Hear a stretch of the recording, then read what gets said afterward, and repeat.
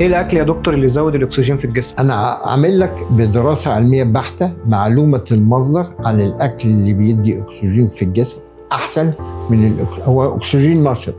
احنا عندنا العلم اخذناه منين؟ وبدايه العلم في بدايه الخلق جالنا منين؟ يعني مين اللي ادانا العلم في المعلومه؟ نعم، ده ربنا. ربنا سبحانه وتعالى. يعني اذا ربنا خلق الداء وخلق الدواء وخلق الدواء قبل ان يخلق الداء. ده حديث صحيح عن الرسول. كوريكت؟ طيب يبقى اذا ربنا خلق لك احتياجك في الكون قبل ما البشر ينزل عليه. صح؟ خلق كل حاجه. اهم حاجه عندي ان ما حدش يكون لعب في تركيبات الخلق ده او فتلي فيها وعمل لي فيها كيميائيات وما كيميائيات والقصه دي كلها، لان تدخل البشر في الشيء افسده. ايه هو الاكل اللي يديني اكسجين النشط؟ حديث صحيح عن الرسول: 21 زبيبه سودة قبل الفجر بساعه. اعمل ريسيرش على حديث الرسول عليه الصلاه والسلام في 21 زبيبه قبل الفجر بساعه. الموز قبل الفجر ب3 ساعات. هبعت كل ده كيميائيات، انت مالكش علاقه بالاكل. انا ما بتعاملش معاك انك انت بتفهم في الاكل، انا بتعامل معاك كدكتور وعالم، تخصص صيدله، تخصص ذره، تخصص طب، تفهم في الكيميائيات اللي انا هبعتها لك، لان انا هبعت لك التركيبه الكيميائيه فهي كلها اكسجين.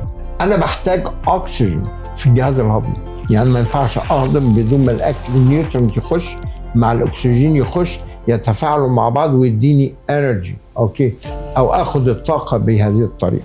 طيب يبقى انا محتاج اكسجين في الخلايا. وخلقنا النهار معاشا والليل لباسا. طب ليه؟ لان النهار انا عندي اكسجين، بالليل عندي ثاني اكسيد الكربون. اوكي، النبات بيسحب دوت ويديني اكسجين نقي.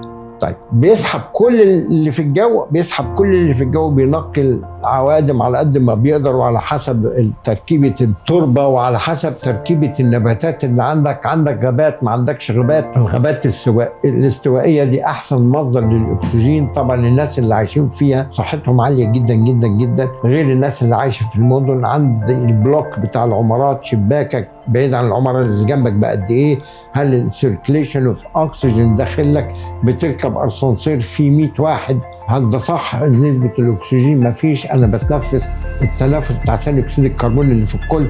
بيتك عايش ازاي؟ بتفتح الشباك، عايش في تكييف، كل ده يديني فواعل لنقص الاكسجين اللي في الجو. انا عايزك تصحى الفجر او قبل الفجر بشويه، تاكل قبل الفجر بساعه 21 زبيبه سوداء اكسجين نشط، القراصية اكسجين نشط قبل النوم ب3 ساعات، الموز اكسجين نشط قبل الفجر ب3 ساعات، منتجات العسل اكسجين نشط، حبوب اللقاح وصبغ النحل اكسجين نشط، لبن جوز الهند اكسجين نشط. فانا عامل دراسه على الاكل اللي يحتوي على مركبات الاكسجين النشط. انت ايه علاقتك بالاكل؟ انا هدي لك الكيميائيات اللي في الاكل اللي تقول لك لو انت رحت للمتخصص هيقول لك دوت بالسند العلمي بتاعه يحتوي على اكسجين نشط. شكرا.